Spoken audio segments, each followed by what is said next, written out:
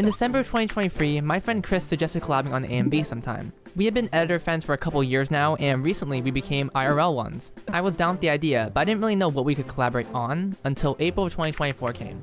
You know what this is? This is Kumoricon, a local Portland, Oregon convention that's pretty cool, I guess, but it has something any video editor would love, an AMV contest. Editors from all over the world submit beautiful edits to evoke emotion to someone, either be making them emotional or just having a good time. I've been going to Kumoricon since 2022, and I've always had glances at the AMVs here and there. They're always a nice treat at the beginning or end of the convention, and always invoke some emotion into me. And when I realized we had the chance to have our work be put up there on the big screen, it was then that all hit me. We definitely had our work cut out for us.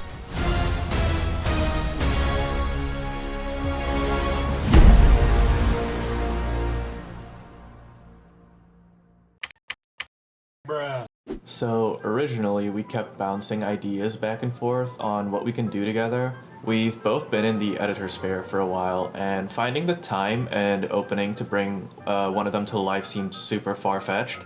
But as soon as Noodle sent me info on the Kumoricon AMV, I knew exactly what had to be done. I was so excited. Not only was there finally something concrete that would actually give us that motivation to work on a project together, but it took its form as a contest, pushing us to the absolute limits. I had never collaborated on a video with another editor before, so my first time doing that, being with one of my close friends, really allowed me to treasure this golden opportunity. Although we had started the plans in April, it was merely the concept of a plan. So a month later in May, I actually visited Chris and we did some brainstorming. Here's the actual document that we used. It just contained a bunch of the instructions that were on the Kumoricon page, such as the maximum length and the different genres we could choose. After some time, we ultimately decided on choosing the upbeat genre for our first time making an AMV. Now here comes the ultimate question. What's the song we're editing to? That's like the core trait of an AMV, shaping the entire edit around that song. For the next few hours, me and Chris went on a Spotify binge, listening to all the songs we could think of. Most of it was his. We split all of it into different genres and languages, like if we were going to be doing an English-speaking song, it would be here, and if it was in Japanese, it'd be here. We actually came up with a large song list that we shrunk down to 5 with our own more defined ideas. Like for Angel or Devil, we would have a good/bad theme going off the visuals that we show. Now, spoiler alert, we eventually chose 7 Feet Lotto, and the overall theme was romance. Who doesn't love some romance, right, Crisp? Yeah, romance is pretty cool. Also, my playlist had like over 6,000 songs, so just like whittling that down was a project in and of itself. With our anime list being written down, the plans were in place. 6 months later. Okay, so me and Chris were doing our own things, but when the official Kumo AMV contest information was released, we hopped back on and got locked in. During the month of July, we set up a spreadsheet with the lyrics and assigned segments to each other. After WasabiCon, it was finally time to lock in.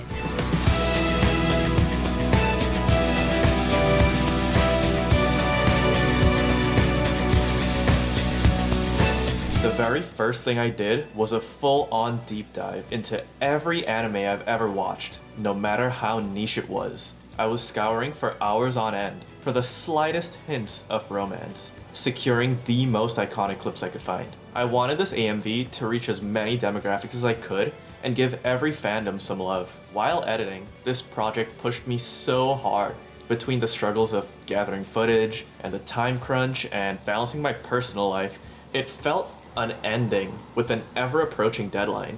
Taking on entirely new skill sets with Noodle's aid greatly increased my efficiency, and I was able to learn a lot of new things thanks to her teaching.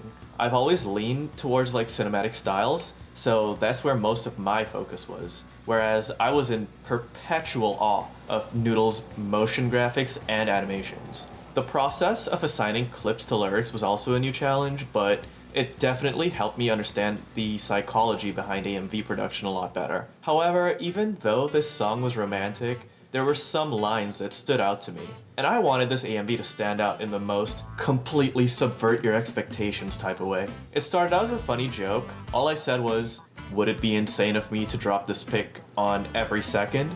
To which Noodle replied, "You do it." From that moment on, a switch flipped in my brain. Build the romance, get the audience invested with the sheer volume of ship representation, and then show a scene that makes their jaws drop and say, "I can't believe they put that in." Immediately when I started the project, I knew Love Life was going to be the main focus of the edit. Love Life is the reason I got into animating, and it holds a very soft spot for me when it comes to editing as a whole. A large part of the process was simply downloading all the footage you needed. Now we aren't legally allowed to tell you how we got all this, but all I'll say is anime dubs are amazing for not having subs on screen. While I don't have the footage of myself editing because I wasn't really thinking to make this video until after Chris and I finished, I did have some notes I'd like to say here. This AMV was a chance to show my editing for a full project. I've been doing work in progresses and short edits, so to have a full edit like this allowed me to get a lot more creative with what I do. Rotoscoping, backgrounds, a lot of time was spent on trying out new effects I hadn't done before. I would start with a key illustration I made and figure out what to animate after the fact, such as camera movements and the like. Fast forward to August 31st, the final day before the deadline. Don't ask why we didn't just finish it earlier. We were busy. Me and Chris met one last time to finish our edit, aka have Chris render his parts and send it to me. His part of the edit wasn't entirely finished though, so me and Chris worked vigorously to finish it. And when I got home, I immediately rushed onto my chair to finish my part. For some reason, we just didn't think of completing it earlier because I also had some parts of my own scenes unfinished. It was stressful, and with only like an hour to spare, the video was submitted. Right now.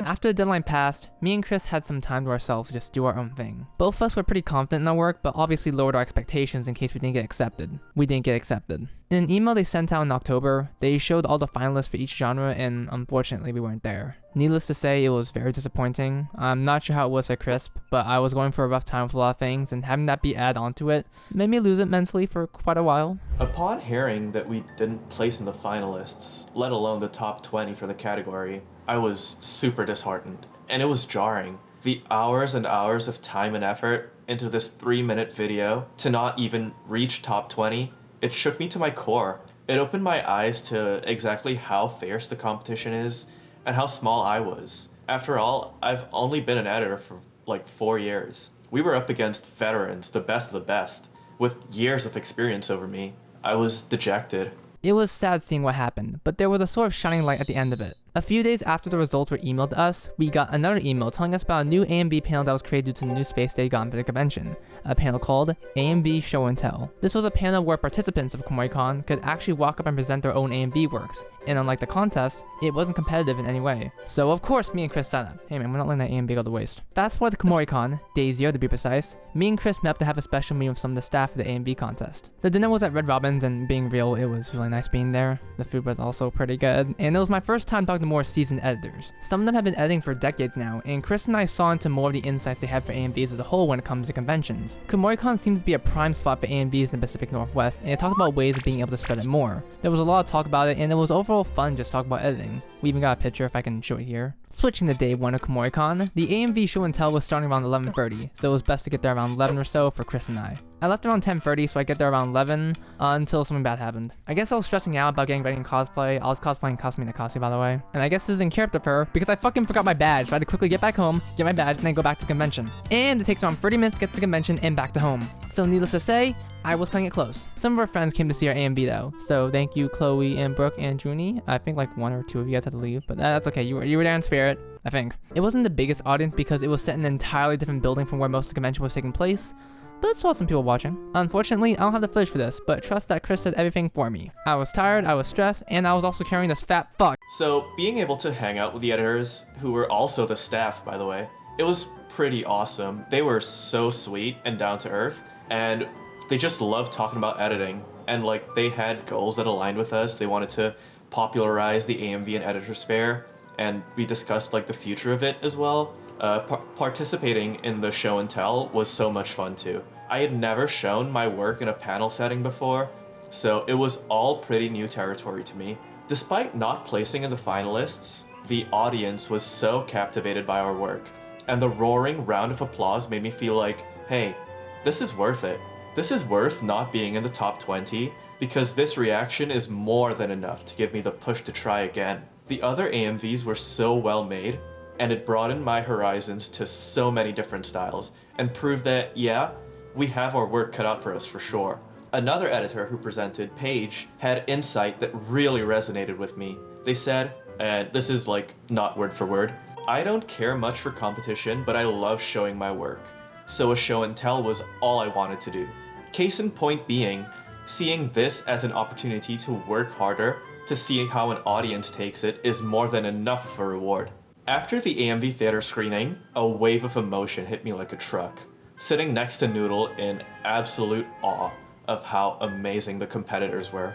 I went to the AMV staff once more and expressed our utmost gratitude. On the final day of the convention, me and Chris sat down for the AMV contest winners, and it was a really nice time. Looking at all the different AMVs that were made with entirely different mindsets made me look at the AMV me and Chris made from a different perspective. All of the AMVs were amazing, but there was something more shining in them that for some reason, I personally didn't see in our AMV, more specifically my segments. I realized I was going for style over substance. I was focusing on what I wanted to do with the edit and not the story within the edit itself. And while that wasn't bad, maybe next time I should have gone for a more storyboard approach like what the other AMVs did. They hit those emotion spikes multiple times in my heart, and when I rewatched the parts I edited, I don't have that same feeling. I know what personally felt like editing it, but in terms of the edit itself and what's supposed to be telling, it lacked a lot and made me realize why I've been missing. Sitting next to Noodle in the front row of the audience, absolutely gobsmacked by how fantastic these AMVs were made, was like whiplash. I vividly recall taking in every scene of every AMV and turning to Noodle with a "holy shit" look on my face. Definitely a learning experience for us both and a major driving force for next year. Chris and I are definitely going to be doing this again. We promised each other we were going to do yearly AMVs, so I'm really excited for that. I learned a lot about AMVs, and I cannot wait to create one that's better than last time. You know, both with its visuals and its core, its story, and what I personally want the audience to feel when they watch it. I hope you enjoyed watching this experience of creating an AMV with one of my friends. Subscribe if you liked it. That's all I got though. Bye-bye. I just realized at no point in the video did I ever tell you or like ask you guys to go watch the AMV, which you guys should. So I'm gonna go talk during the end screen now. The video's right there. There's my channel, there's Chris' channel. Go check out Chris. He does lyric AMVs, he's super duper cool. I don't know, go watch the AMV. We actually put a ton of effort into it. Can you believe that? We made the whole video bad, but we didn't even show a single second of the AMV. What is wrong with us?